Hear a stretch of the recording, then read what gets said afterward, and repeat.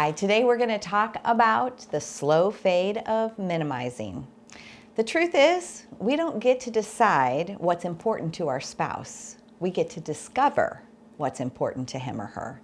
And this is where minimizing comes into play. We often feel like if our spouse thinks differently than we think, if there are things that are important to them that are different than things that are important to us, or if they express feelings and they're different than feelings that we have, we so often quickly either denounce those as wrong or we minimize them and say, oh, that's not that important. Yeah, I am so guilty of having minimized in the past. And today, I still have to give effort to not minimizing. Minimizing for me can be easy because of my personality. I don't want the fight, or it's not worth it. Jill didn't really mean to. Just all of those phrases that will move minimizing to become a slow fade and then a big fade. Mm-hmm. And what often happens is there's really two types of minimizing. There's internal minimizing and external minimizing. And so Mark is an expert internal minimizer. Oh yeah, I have a college degree in it. And so he really minimizes his own feelings and struggles putting those out there and tells himself it's that negative self-talk or that self-talk that it's just not important.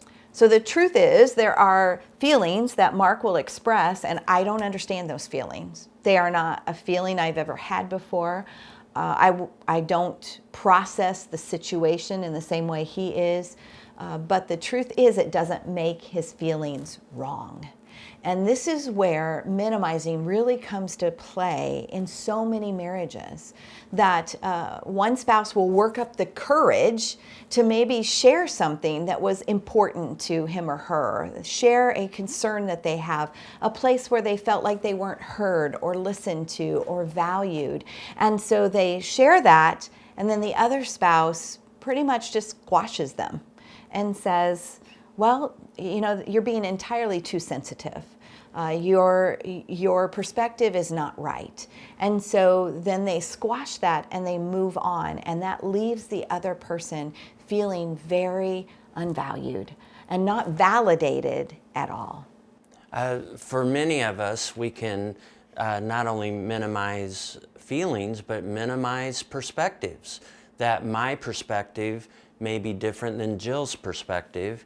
And if I jump immediately to, because her perspective is different, she's wrong, I miss that opportunity for discovery. That marriage is about two people becoming perfected, is a process of discovery, that I have a perspective on a situation, but I can learn from Jill what her perspective is. And honestly, that's a way that the two become one. You know, Mark is much more naturally compassionate than I am. He really has a heart that is just filled with a lot of mercy. And he also can very much be in tune with how people are emotionally. Me, not so much.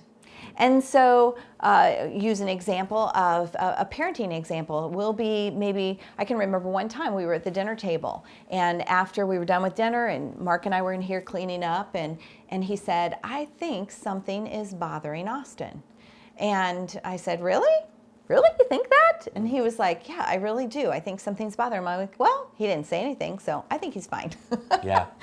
And so he ended up going and talking with Austin, and certainly something was bothering him. And so what I took away from that situation was I have to learn to trust and not minimize my husband's perspective, because it brings a fullness to the picture. So there are times where my logical mind benefits you and you don't get wrapped up in all the emotions, but there are many times that your emotional heart benefits me because it helps me to be more in tune.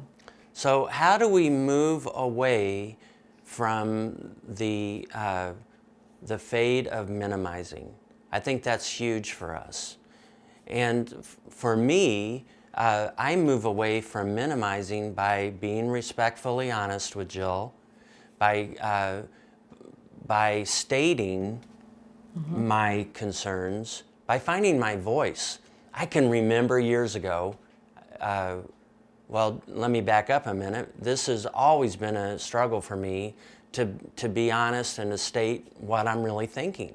And I remember this one time, Jill and I were in an argument, and finally I found my voice and I communicated to her exactly what I was thinking, and she hauled off and kissed me and said, "Mark, I have been waiting for you to have a voice for years." And I was like, "You are nuts. What's wrong with you?" But that's a true story that in marriage, when we're moving away from that fate of minimizing, we have a voice. And for usually one of the partners, that voice is hard to find because we're afraid. We're afraid that there'll be more conflict or that the conflict will escalate, or because we have those inner voices that say we're not important, those voices become louder. "No, you don't need to say anything. You're not really important anyway." And so we don't. And so finding our voice and communicating it respectfully is huge. And the other side of that, when somebody's an external minimizer, what is happening inside their head is they're saying about the other person, well, their perspective isn't important. And this hurts intimacy in marriage and begins to draw our hearts apart. And so one of the things that we have found helpful is some phrases that helps us to not minimize each other's concerns. So one phrase is, "Tell me more." So tell me more.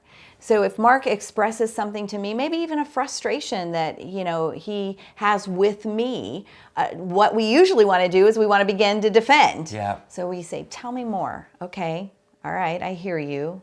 Tell me a little bit more. And that's scary because we're not always open to that feedback and we don't always want it, but it makes your marriage a safe place. So tell me more is one.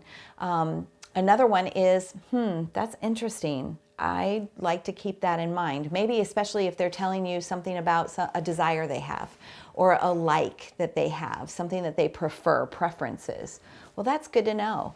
It's amazing how many couples we've witnessed where as we've mentored over the years, one will express something that they like and the other will say, "That's not true. You don't like that." Yeah. And how quickly they tell them what it is that they like. So like I said back in the beginning, it's not our job to determine what's important to our spouse. It's our job to discover what's important to them. But I can think of what's challenging is, like for me, if I don't voice what I'm thinking or what I'm desiring, and I just follow along with what you want, then before long, you've rightfully convinced yourself that that must be what Mark likes.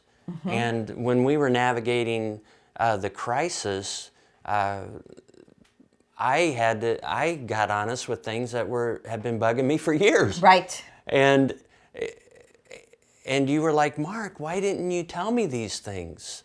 Well, I had minimized it for all those years, and our commitment in the future is that I personally don't want to keep minimizing. So I remember when you made the statement as you were realizing how much you had minimized things, that you started leaving our marriage many, many years ago in your heart, before there was ever even another person that was involved. It was in your heart, because that slow fate of minimizing started out with centimeters, but it had become miles.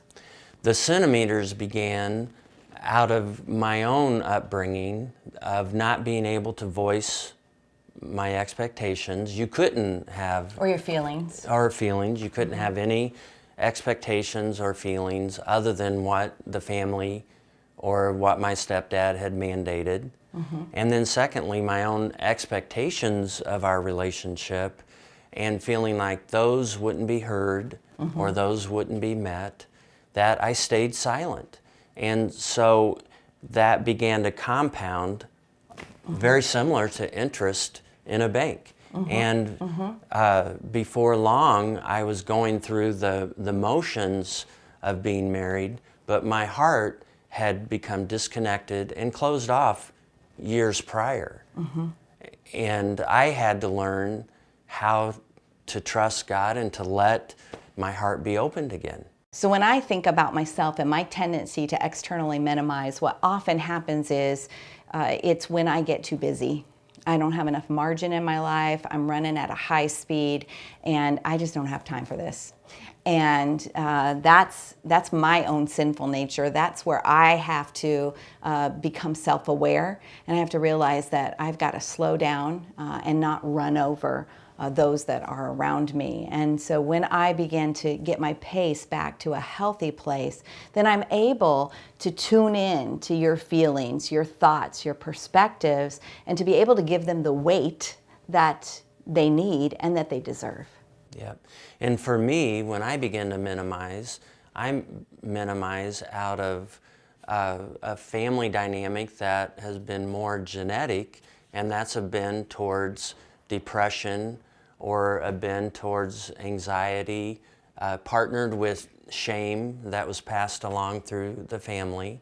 So when you have those tendencies of depression and shame, then I minimize, because it moves from this isn't important to I'm not important. Right. I don't matter. Nothing matters. Why say anything? Let me share this verse with you. Let all bitterness, wrath, anger, and clamor and slander be put away from you, along with all malice. Be kind to one another, tender-hearted, forgiving one another, as God in Christ forgave you. And I think the words there are be kind and tender-hearted. I think that really helps us to learn how to turn around the slow fade of minimizing.